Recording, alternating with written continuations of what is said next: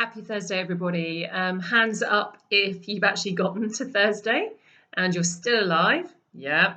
Hands up if you got to Thursday and it actually feels better than Monday and Tuesday did. Yeah, going to be honest. I'm actually getting better as the week unfolds, which is kind of a little bit bucking the trend, isn't it? So I had the choice this morning between watching an episode of Bonanza, that's how I pronounce Bonanza, because I've lived in Surrey too long, obviously, with Michael Landon in, or I could make my first of my video series on thinking distortions and thinking habits, all those little bad thinking habits that you've got going on that are limiting your life and preventing you from actually being the best you that you could. Tough decision, isn't it? But I thought Michael Landon's dead, so to be frank, he can wait. So here I am this morning giving the first of a series of videos on those thinking habits. And my first thinking habit is actually my favourite, mostly because I see it the most often in my clients and because I think it's the most common one that I come across, and also probably the most damaging in terms of how it limits you in relationships, how it limits you in your day-to-day life, how it limits you at work, and how it limits you in actually being able to move forward. And the thinking habit that it is black and white thinking. Another way that you might have heard of this particular way of thinking might be splitting. I think that's its kind of, posh term that psychologists use. The less posh term would be thinking in extremes. So to give you a couple of examples, if you are thinking in a black and white way, you might be going something like this. You might be saying, either I get a first in this degree or I failed. Or, well, either I need to kind of be in this marriage, I need to be in this relationship, otherwise I'm just going to be forever alone. I'm never going to find another person to be with. In both of those examples, you can see the extremes. That kind of thinking is very much all or nothing, and it's not going to help you to move forward.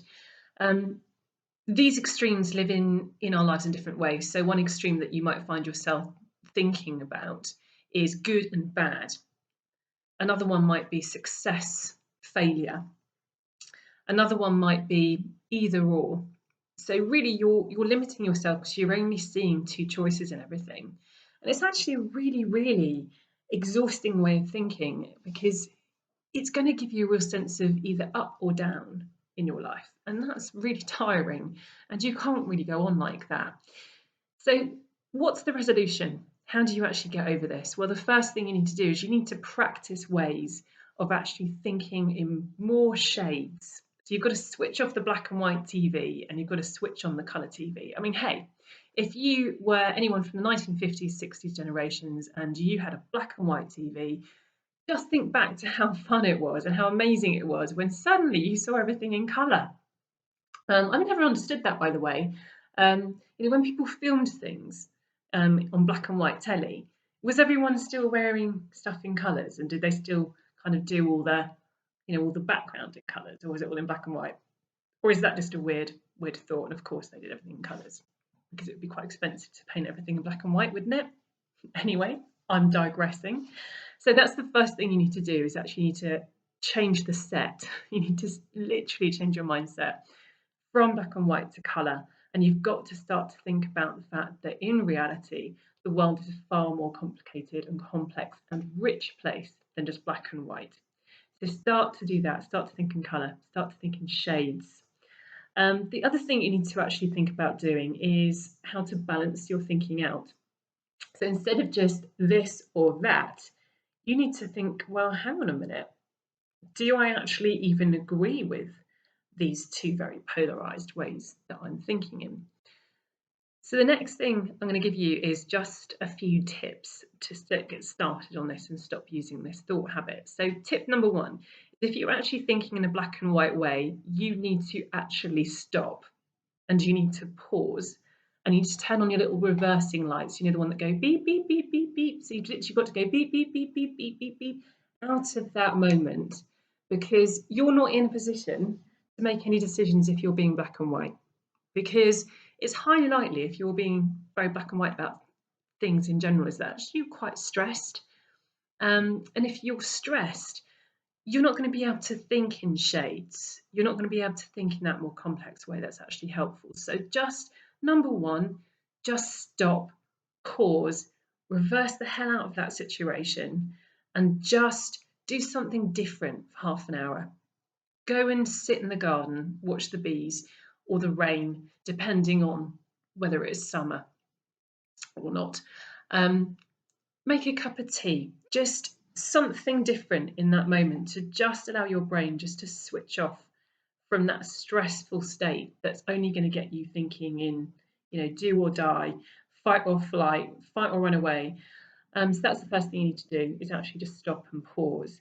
The second thing you need to do is actually question the way that you're thinking. So if you're thinking in a very, very black and white way, and a very all or nothing, either or way, you need to question whether the things you're actually thinking are correct. So if you think about the first example I gave you, it was the one about, well, if I don't get a first in this, then I might as well drop out. You question that and just think, hang on a minute, what's actually wrong with getting a 2-1? What's wrong with actually leaving from here, from this university, with a different grade? It's still a grade. What's wrong with that? Will that actually stop me from doing anything else? What's the benefit of stopping now and doing something different? Is that really going to help me?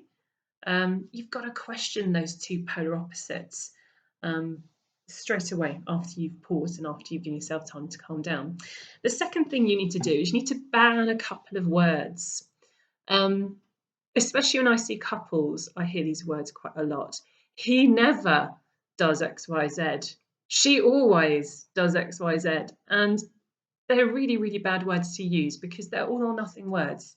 And you're not thinking in any shade when you're using those. And all they're going to do when your partner hears those is they're going to piss them off, because they're going to think, actually, that's incorrect, because there was a time that I did this and I did make you a cup of tea. I made you a cup of tea in 1986. It was a Tuesday and it was around about 6 o'clock. So don't use those words. Never and always are going to always get you into trouble, because they are generalizers. They're blanket words, and they take all the subtlety out of situations, and they take the truth out of situations, actually.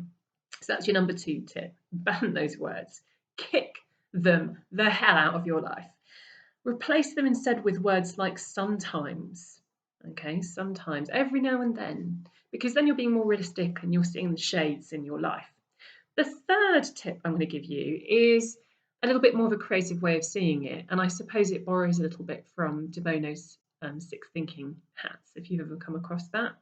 But maybe a sort of quicker way that you could do it without having to kind of sit there and remember which hat was which colour. So if you've got a piece of paper, draw yourself a rainbow. Okay, have that momentary stress of trying to remember what the colours, what is the colour sequence of a rainbow? If you know, pop it below. But it doesn't really matter, as long as you've got different colours, that's all good. At the base of the rainbow, write your situation. So it might be something like, shall I move to Germany? Okay, so let's use that scenario. And then in each of the bands of colour, as you go up, in each little bands, just write a different way of approaching that situation. So in each of the different colours, thinking in colour, a different way of approaching the situation. And what you should end up with is actually far more choices than just this or that. You'll actually end up with many different choices, all of which have different pros and different cons, and you'll see the richness of that decision rather than just the do or die, the cake or death scenario, as Eddie Izzard used to call it.